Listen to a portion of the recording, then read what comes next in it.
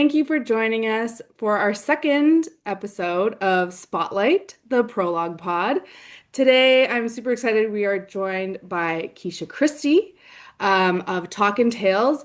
Kesha is new to Prologue this year, but is a very experienced storyteller, a passionate storyteller, speaker, and workshop facilitator with a talent for bringing people together through the power of stories. She weaves captivating narratives rooted in African and Caribbean folktales that celebrate culture, resilience, and connection. As the founder of Talkin Tales, she's made it her mission to keep these traditional stories alive, passing them on to new generations in a way that's both educational and inspiring. Whether it's through her presentations for children and youth, public speaking engagements like her TEDx talk, or her podcast, Walk Good, Keisha's storytelling fosters understanding, inclusion, and joy. And I am full of joy today because I get to talk to you. Awesome. I'm so glad to be here. Yay. So you have been a professional storyteller for about 6 years. How did you get started? Actually, I'm gonna say that I've been a storyteller long before I called it a profession. So Of I course. was always telling stories. We have stories at home, family gatherings, community spaces, and being of Jamaican heritage, there are stories for everything. So I've always been kind of immersed in stories and sharing stories.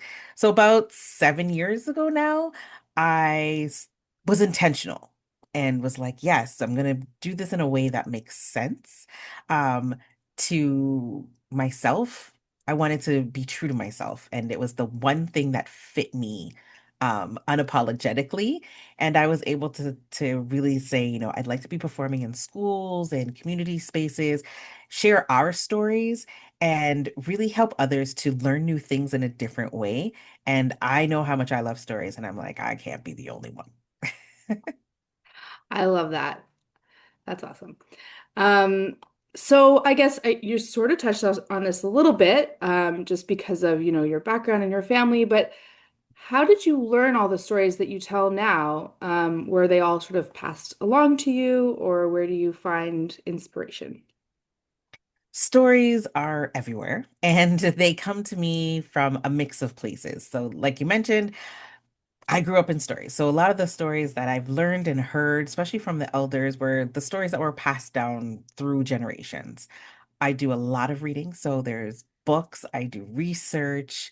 So, they come from many different places, but stories are tricky, meaning that there are some stories that have to choose you to tell the story. So there are many stories that I've read and really liked, but I can't share because they didn't choose me. The ones that did, they're the ones that stick, and I can tell them forwards, backwards, and inside out. And those are the ones that I share. I love that they chose you. That's really cool. Yeah, I guess it's sort of like something is speaking to you, and that if you can't relate to it, then what's the point? Very true. You have to make stories your own. Yeah. Um, so I guess so that sort of actually answers a little bit like my next question, which is how do you select the stories that you share? But I guess a better way to ask this is, are there certain themes that you are drawn to? So, you said that the stories are speaking to you.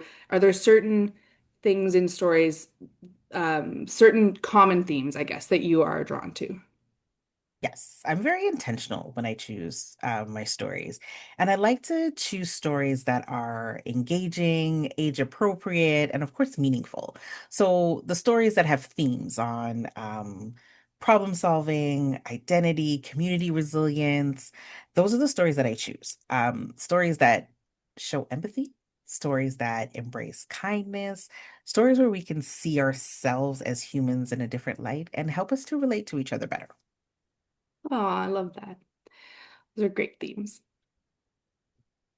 So, many of your stories are about a character called Anansi, the trickster. Can you tell us a little bit about this character and where it comes from? Of course. Well, Anansi is a mythical creature with the face of a man and the body of a spider. Now, these are the stories that originate in West Africa, in the area that we now know as Ghana. And these were the stories that were brought to the Americas during the transatlantic slave trade. But these were the stories that gave wisdom. They told of a life before now. It helped with the struggles and it helped us to look at ourselves differently. Now, Anansi is known for being very witty.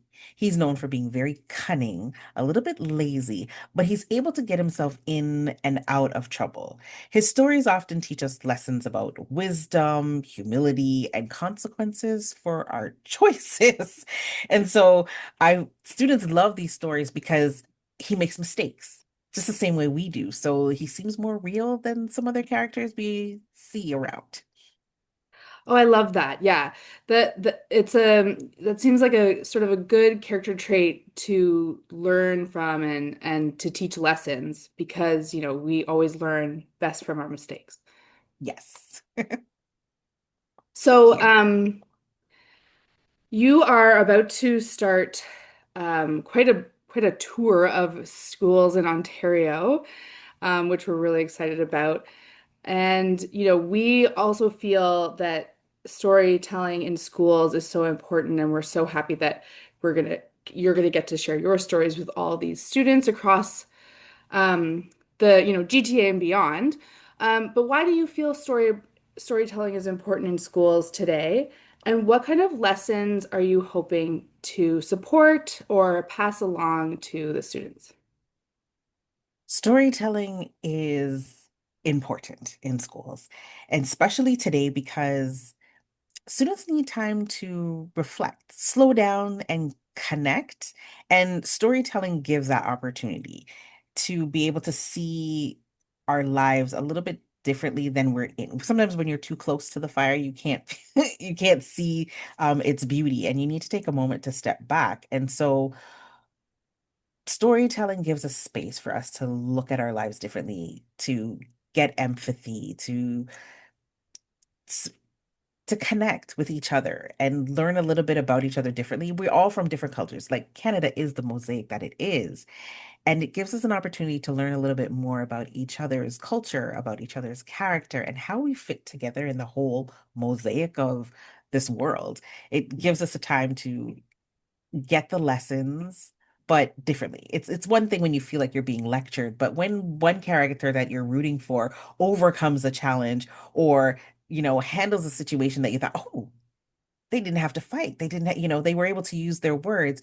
You kind of see yourself in that character and you realize that you can do it too. So I'm hoping that the lessons that the students are able to take away is aside from, you know, listening to the moral or the actual lesson of the story, but to understand that their voice and their experience matters. So we want to hear from you more and you want to hear from each other a little bit more. So it creates that understanding or a bond in a new way that, creates those friendships that last generations.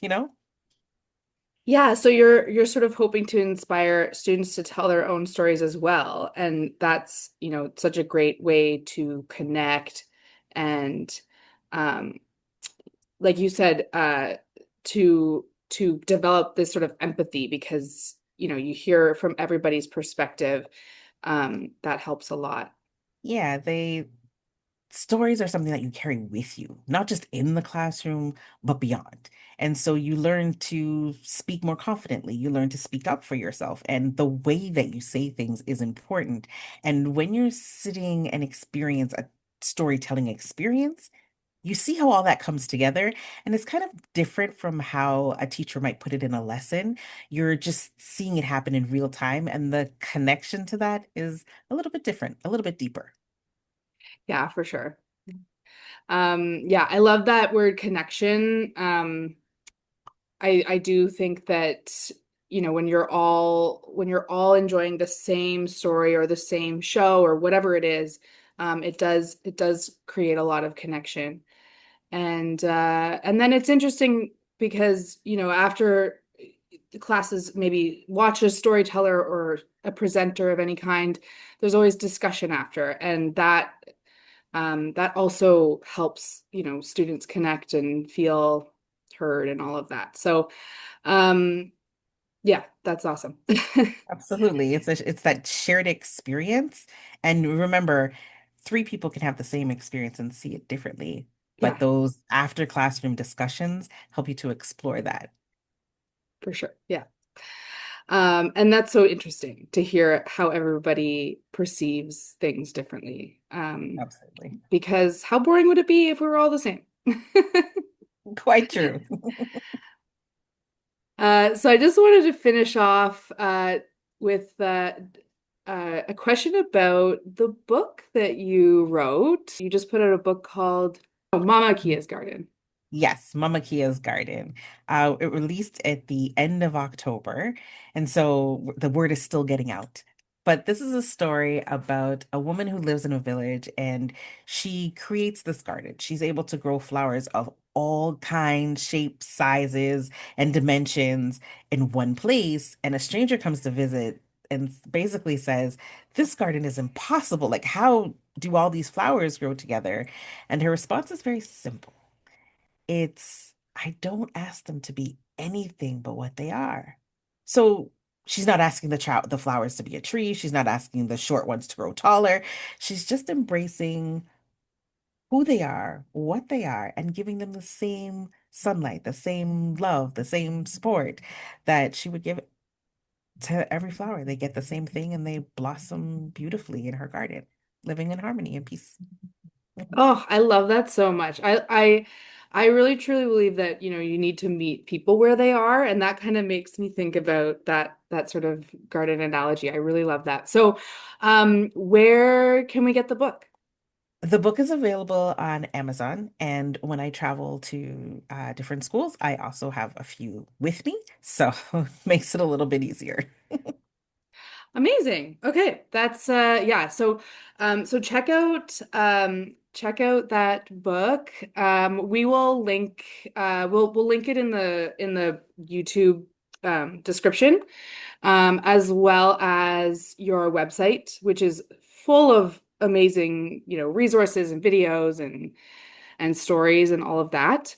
Um, uh, yeah, so yeah, we'll link all of those things for the audience, and we'll also link our own website where you can check out Talkin Tales, which is available to bring to your school or community all over Ontario.